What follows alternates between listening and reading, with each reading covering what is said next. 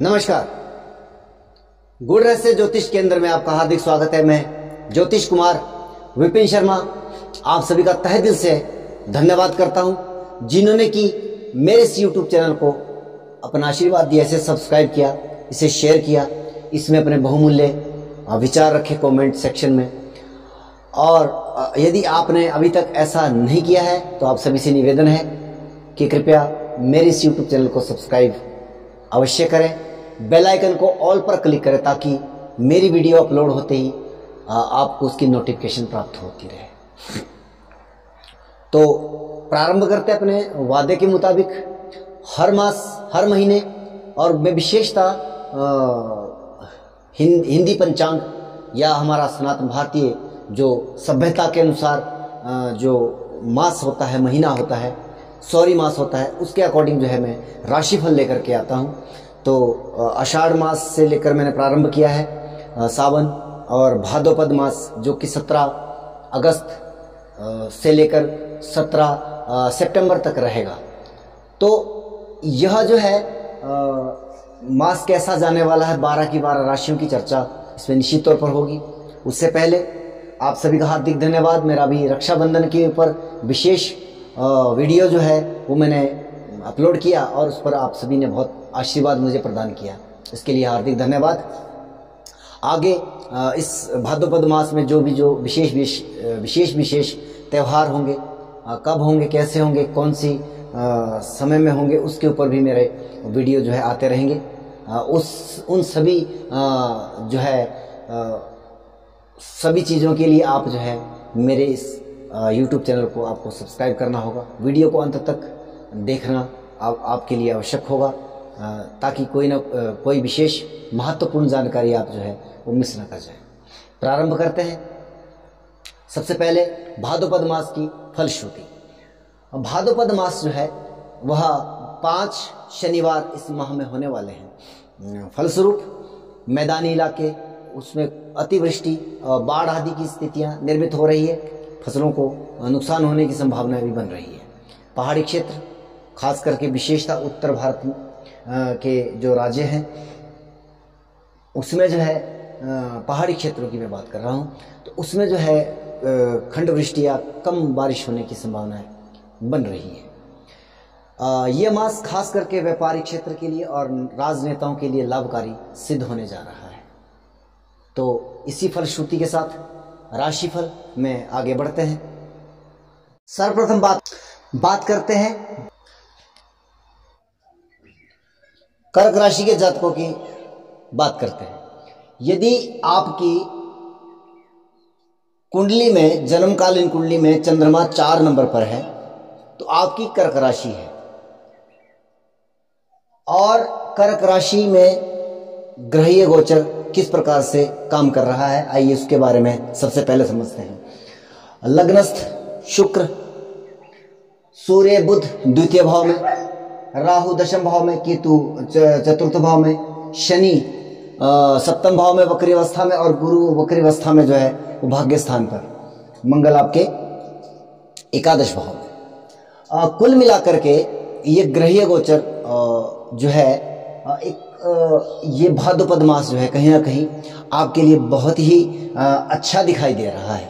हाँ, कुछ समस्याओं के साथ साथ, हालांकि ऐसा तो नहीं है कि जीवन में सब कुछ ही व्यक्ति के जीवन में अगर अच्छा है तो बहुत ही अच्छा हो जाता है, या बहुत बुरा है तो बहुत ही बुरा हो जाता है, ठीक है ना जी।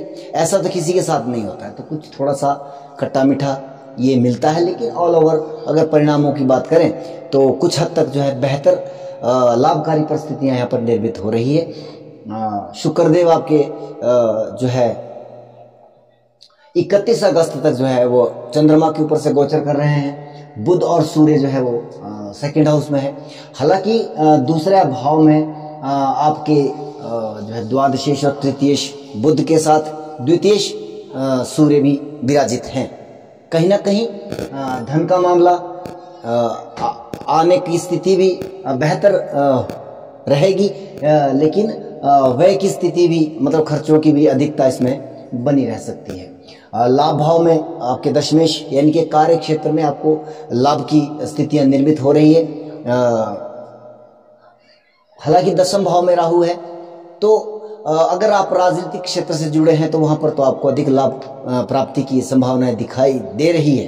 परंतु दशम भाव में राहु व्यावसायिक गतिविधियों के लिए भी बहुत अच्छा प्रभावशाली बना देता है। कहीं ना कहीं लाभ की स्थिति यहाँ पर निर्मित होगी। परंतु चिंताजनक स्थिति है चतुर्थ भाव की। तो हालांकि ये तो 1.5 वर्षों तक रहने वाली है। तो चतुर्थ भाव में केतुदेव कहीं ना कहीं माता के स्वास्थ्य को लेकर के या मानसिक अशांति भी आपको दे रहे हैं। वो लगभग ये परिस्थितियां चली रहेगी।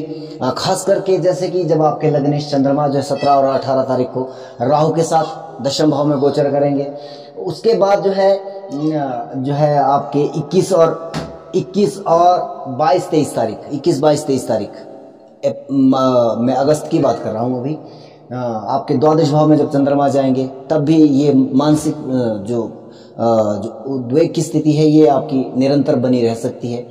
कहीं ना कहीं इन तारीखों को, जिन तारीखों को मैं आपको बता रहा हूँ, वहाँ पर आपको माता के स्वास्थ्य को लेकर के कहीं ना कहीं आपको ध्यान रखना होगा। और इसमें विशेष जो समस्याएं रहेगी 31 अगस्त और 1 सितंबर में भी ये स्थितियां निर्मित होगी। फिर इसके बाद जो है आपके 8 और 9 सितंबर को भी मानसिक तनाव भरी जो है इस महीने में आपको ये रहने वाला है। कारण कि जब चंद्रमा आपका द्वितीय भाव में, चंद्रमा आपका चतुर्थ भाव में, चंद्रमा आपका अष्टम भाव में, चंद्रमा आपका दशम भाव में जब भी गोचर करेगा ट्रांजिट में, तो ये प्रॉब्लम रहेगी। 13 और 14 सितंबर को भी जो है चंद्रमा आपका राहु के साथ जो है वो ग्रहण योग बनाएगा। तो यहाँ पर आपको मानसिक तनाव अवश्य मिलेगा। और 7वें भाव में शनिदेव वक्री अवस्था में है, स्वराशिगत है, बल अवस्था चेष्टा बली है। शनिदेव वैसे तो स्थिरता के कारक है, परंतु कहीं ना कहीं वक्री है तो तनाव दे सकते हैं आपके गृहस्थ जीवन में, वैवाहिक जीवन में, वहाँ पे थोड़े बहुत तनाव की स्थिति रह सकती है। वक्री अवस्था में देवगुरु बृहस्पति भाग्येश हैं, भाग्य भाव में बैठे हैं, तो यहाँ पर भाग्य से लाभ प्राप्ति की संभावना बनती है। परंतु वक्री है अपने स्वराशि का। कहते हैं कि जो ग्रह अगर स्वराशि का हो तो उसको वह अगर वक्री हो जाता है तो कहीं ना कहीं कुछ ना कुछ वो परेशानियां अवश्य क्रिएट करता है। हालांकि बली हो जाता है वो ग्रह, भाग्य में हानि तो यहाँ पर नहीं कह सकते, लेकिन कहीं ना कहीं जैसे कि नवम भाव हमारा धर्म आदि गुरु या ज्ञान का जो भाव है या पिता का भाव है, तो इन चीज़ों में आपको कहीं ना कहीं थोड़ी सी नकारात्मक परिस्थितियां दिखाई देगी। जैसे कि पिता के साथ मनमुटाव आदि की समस्या भी यहाँ पर दिखाई दे रही है, क्योंकि चतुर्थ भाव में केतु है, चतुर्थ भाव हमारा संपत्ति का भी है। तो यहाँ पर थोड़ा सा आपको जब तक गुरुदेव वक्री है तब तक जो है मास भाद्रपद मास में पूरे रहने वाले यहाँ पर, तो ये स्थितियाँ यहाँ पर बनी रह सकती है। अब यहाँ पर बात करते हैं, देखिए यहाँ पर दशमेश लाभ भाव में तो लाभेश शुक्र जो है वो आपके लग्नस्थ हैं। कहीं ना कहीं आपको धन की आय की स्थिति आपके मास भर जो है वो बेहतर रहने वाली है। शुक्रदेव जो है 31 अगस्त को जो है वो आपके दूसरे भाव में चले जाएंगे। लाभेश का दूसरे भाव में जाना और भी बेहतर परिणाम लेकर के आ रहा है धन के मामलों में। और बुध देव अब स्वराशि के उच्चस्थ स्थिति में आ जाएंगे तीसरे भाव में, तो मेहनत बढ़ने वाली है, मेहनत आप अधिक करेंगे, आपको लाभ प्राप्ति भी यहाँ पर होती रहेगी। सिंह राशि के जातकों का हाल, यदि आपके जन्मकालीन कुंडली में चंद्रमा आपका 5 नंबर पर है तो आपकी राशि सिंह है। आप इस वीडियो को जो है अवश्य देखेंगे। सूर्य लग्नस्थ है, अपने ही राशि में गोचर कर रहे हैं। बुध देव आपके लाभेश भी है, द्वितीयेश भी है। लग्नेश क्षमा कीजिएगा, राशिश और लाभेश और लग्नेश द्वितीयेश का जो है वो युति जो है लगन भाव में कहीं ना कहीं एक बेहतर परिणाम लेकर के आ रही है।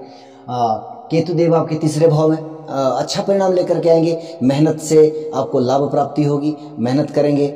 थोड़ा सा केतु देव तीसरे भाव में होते हैं तो कहीं ना कहीं दौड़ धूप थोड़ी आपकी अधिक करवा देते हैं। शनि देव आपके छठे भाव में वक्री अवस्था में स्वराशिगत हैं।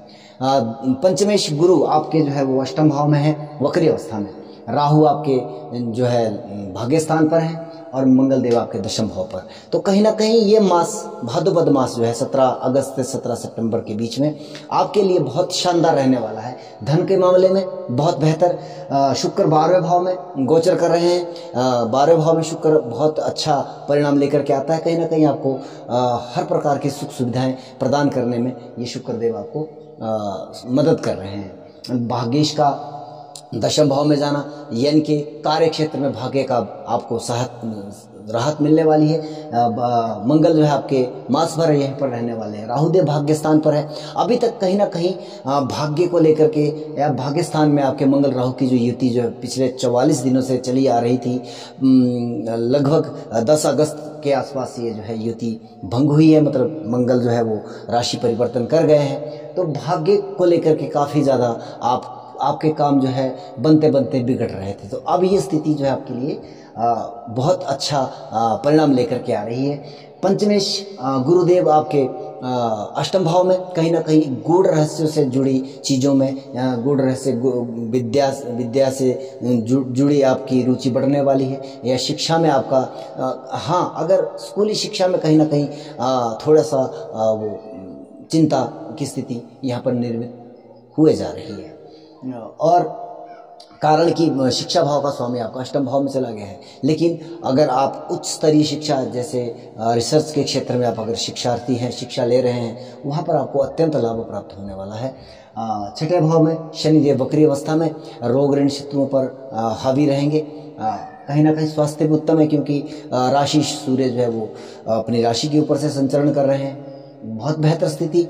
शुक्रदेव आपके 31 अगस्त को शुक्रदेव आपके राशि परिवर्तन कर रहे हैं। और बुध देव जो है वो अपने द्वितीय भाव से ही, अपने स्वराशि की भाव से जो है यहाँ पर जो है वो संचार करेंगे आपके 20 अगस्त से। इनके महीने के 2-3 दिन बाद जो है वो अपना राशि बदल रहे हैं। उच्चस्थ है, लाभेश भी है, द्वितीयेश भी है। धन की स्थिति बेहतर करेंगे निश्चित तौर पर। अष्टम भाव में गुरु है तो कहीं ना कहीं पैतृक संपत्ति आदि के जो कहीं ना कहीं अभी तक मामलों में दिक्कत आ रही थी, क्योंकि आपके चतुर्थेश और भाग्येश दोनों जो है पीड़ित अवस्था में चल रहे थे पैतृक संपत्ति को लेकर के, जहाँ पर कोई स्थितियाँ निर्मित हो रही थी, नकारात्मक स्थितियाँ निर्मित हो रही थी। अब वो मामले भी आपको सुधरते हुए दिखाई दे रहे हैं। बात करते हैं कन्या राशि की। यदि आपके नेटल चार्ट में, इनके जन्मकालीन कुंडली में आपका चंद्रमा जो 6 नंबर पर है, तो ये राशिफल आपके लिए भाद्रपद मास 17 अगस्त से लेकर 17 सितंबर के बीच में। सबसे पहले बात करते हैं ग्रही स्थिति की। लग्नेश राशिश बुध जो है द्वादश भाव में संचरण कर रहे हैं, द्वादशेश सूर्य के साथ में। केतु देव द्वितीय भाव में, शनिदेव वक्री अवस्था में पंचम भाव में पंचमेश होकर के, देव गुरु बृहस्पति सप्तमेश होकर के वक्री अवस्था में वह सप्तम में ही गोचर कर रहे हैं। राहु आपके अष्टम भाव में, मंगल आपके अष्टमेश होकर के जो है वो भाग्य स्थान पर संचरण कर रहे हैं। शुक्रदेव जो कि आपके भाग्येश है और द्वितीयेश भी है, लाभ भाव में संचरण कर रहे हैं। तो शुरुआती 2-3 दिनों को अगर छोड़ दिया जाए, क्योंकि 20 अगस्त के बाद जो है वह बुध देव जो है अपनी स्वराशि में आ जाएंगे। यहाँ पर कुछ बेहतर स्थितियों का निर्माण करेंगे। प्रारंभ आपका थोड़ा सा एक अच्छे तरीके से शुरू नहीं हो रहा है ये मास, कहीं ना कहीं, क्योंकि जब राशि आपके द्वादश भाव में संचरण कर रहे हैं 2-3 दिन, इनकी 20 अगस्त को है वो अपनी राशि में आ जाएंगे। तब तक की स्थितियाँ कुछ नकारात्मक हम कहेंगे, आय से अधिक खर्चों की स्थिति निर्मित हो रही है। अभी तक वो ऐसा चल रहा है, लेकिन यह मास जो है प्रारंभ में थोड़ी सी कठिनाइयों के बाद जो है वह कहते हैं कि अंत भला तो सब भला। तो ये जो है अब यहाँ पर स्थिति बहुत बेहतर बनने वाली है, यहाँ अच्छा परिणाम लेकर के आएंगे। और केतु देव द्वितीय भाव में, हाँ कहीं ना कहीं ये जो है वर्ष भर जो है आपकी चिंता का विषय बन रहा है। कहीं ना कहीं कुटुंब परिवार में जो मतलब कलेश का वातावरण बन रहा है या लड़ाई झगड़े की जो स्थितियां निर्मित हो रही है, कहीं ना कहीं वहाँ से आपको बच करके निकलना चाहिए। विवादित मामलों में आपको दिक्कत आ रही है। धनेश लाभ भाव में है, शुक्रदेव भाग्येश भी है, धनेश भी है। धन का आवागमन चलता रहेगा, उसमें कोई विशेष वो नकारात्मक परिस्थितियां तो नहीं निर्मित हो रही है, लेकिन मन की जब परिवार में अगर शांतिपूर्वक स्थितियां नहीं बनती है तो कहीं ना कहीं मन अशांत अवश्य रहता है। अष्टम भाव में राहुदेव गुप्त चिंताएं निश्चित तौर पर बढ़ा रहे हैं। मंगल आपके अष्टमेश होकर के भाग्य स्थान में गोचर कर रहे हैं, तो यह भी एक थोड़ा सा नकारात्मक परिणाम ही लेकर के आ रहे हैं। बहुत बेहतर यहाँ पर स्थितियाँ निर्मित नहीं हो रही है। पारिवारिक क्लेश आदि का वातावरण जो है वो यहाँ पर अधिक होता हुआ दिखाई दे रहा है। गुरुदेव सप्तम भाव में वक्री अवस्था में स्वराशिगत है, कहीं ना कहीं वक्री है, तो गृहस्थ जीवन में भी थोड़ा सा तनावपूर्ण स्थितियाँ निर्मित यहाँ पर कर रहे हैं। पंचम भाव में वक्री अवस्था में है, स्वराशिगत है ये भी, लेकिन अब तक सब कुछ ठीक ठाक चल रहा था, लेकिन शनिदेव का वक्री होना, देवगुरु बृहस्पति का वक्री होना, ये कहीं ना कहीं पारिवारिक, क्योंकि सप्तम भाव हमारा गृहस्थ जीवन से जुड़ता है, आपके पार्टनर, लाइफ पार्टनर का जुड़ता है। पंचम भाव हमारा बच्चों से संबंध होता है। दूसरा भाव हमारा कुटुंब परिवार होता है, और नवा भाव हमारा पिता का भाव होता है।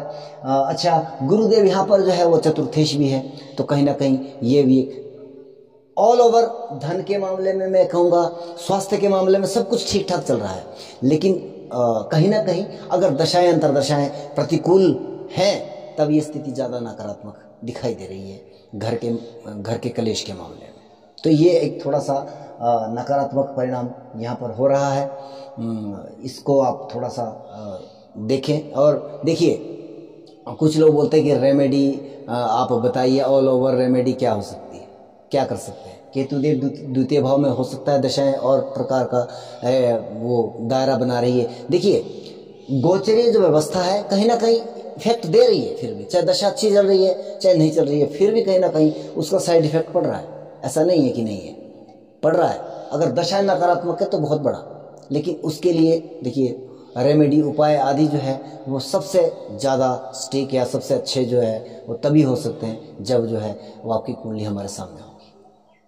अब वैसे तो टीआरपी के लिए तो बहुत सारे एस्ट्रोलॉजर जो है वो राशिफल में बहुत सारे उपाय भी दे देते हैं, और हालांकि उपाय सीक्रेट चीज़ होती है, एक पर्सनल तौर पर देने वाली चीज़ होती है। आज के समय में बीज मंत्रों का भी इस तरह का दुरुपयोग मैं कहूँगा कि वो जो है एक लाउडली बोल दिया जाता है, या गुरु मंत्र भी जो है माइक पर दिए जा रहे हैं, तो भैया कहीं ना कहीं सनातन धर्म की जो है वो आस्था के साथ खिलवाड़ तो ये कह ही जा सकता है। तो आप कम से कम मुझसे ये उम्मीद ना रखें। मैं कहता हूँ विश्लेषण करवाइए, पास के किसी नज़दीक में कोई एस्ट्रोलॉजर है, अगर आप मुझसे संपर्क करना चाहते हैं तो आप बेझिझक होकर करिएगा, उसमें भी आप जो है कर सकते हैं।